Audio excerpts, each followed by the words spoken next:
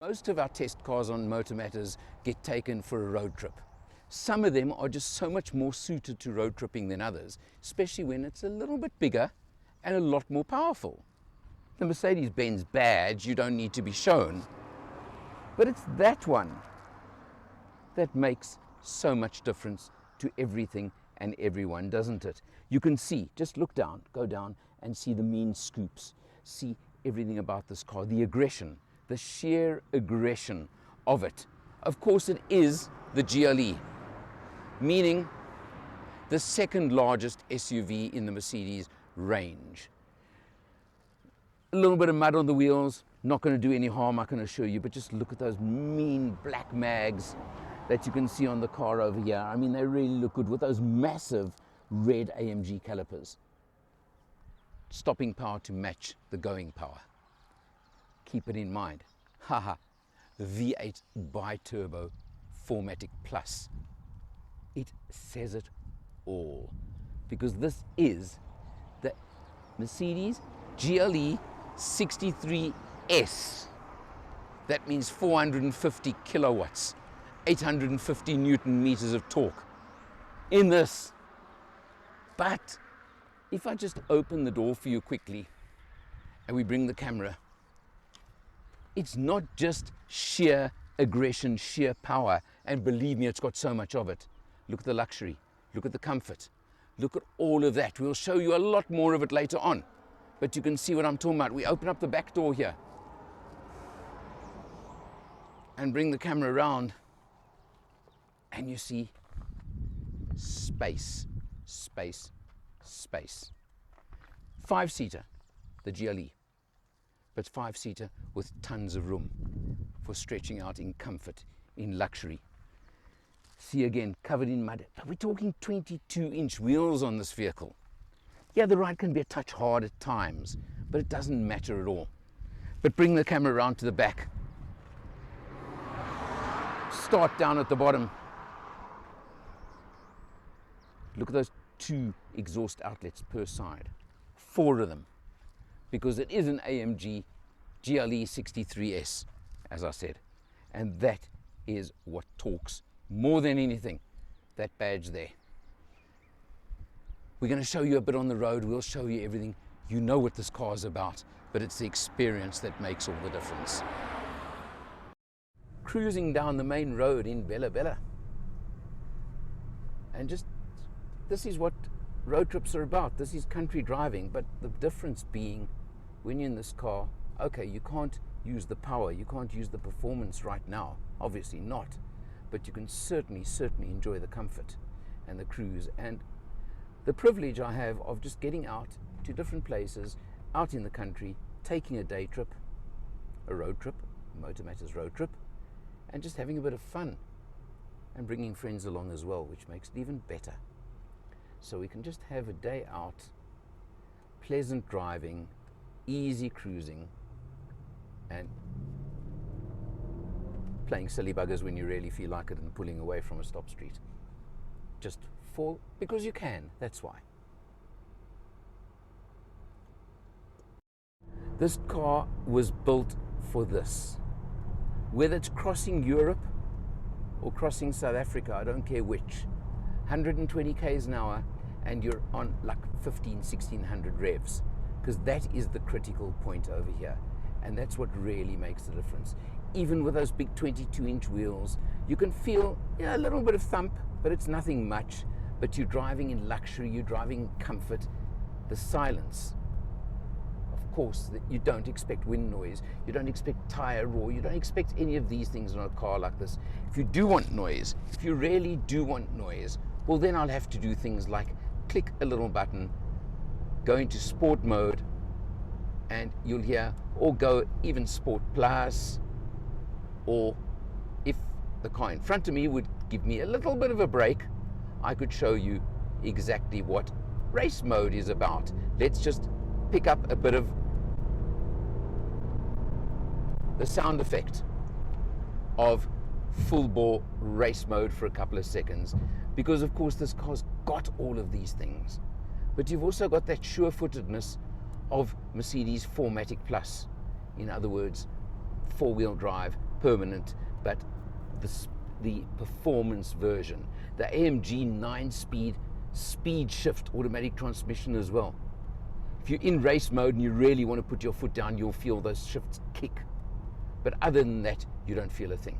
So it depends what mood you're in, basically, and how you feel like driving today, because that's the only way you're going to know anything different or experience anything different.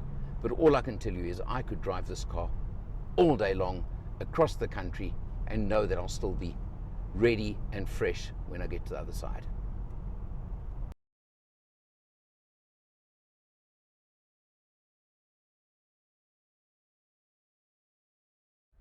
As always, we start off behind the wheel over here, and you can have a look. We've done 424 kilometers on this test so far, averaging 11.8 liters per 100.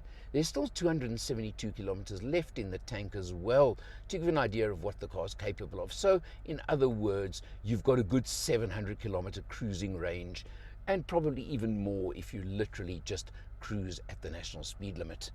Of course, it's got the very standard Mercedes multi-function steering wheel. I don't have to show you, and it's got all the different controls. The steering wheel is just so average and so normal for Mercedes that I'm sure you know it, but this is what counts. Of course, this is the AMG switch, and we'll show it to you in a few moments. When you look at the main screen, it's a lot easier, but you've also got the secondary one over here for, of course, exhaust if you want to make noise, or traction control, etc., and different settings over there if you want them.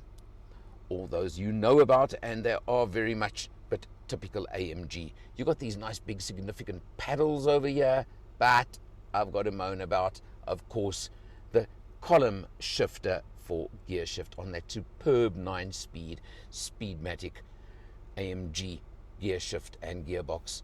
You've got the lovely aluminium trim throughout over here. These are all features you'd expect on this car, and you know what they are about. But let's go over to the main screen right now, and again, it's something you do know and something you've seen many times on a lot of test cars lately. But just to give you an idea, we'll go to the home screen over there, and you know you can go across over there and you just keep scrolling across. Look at that AMG track pace, you know, AMG performance over there, and these are the ones that you really want to look at, and you can see the vehicle, the engine, etc. But now what I want to show you as well is when I go to that knob on the steering wheel, and I'm in comfort mode right now, but going back to the screen, because it shows you, of course, if I click it, it tells you immediate I've gone to sport or sport plus, or of course race mode.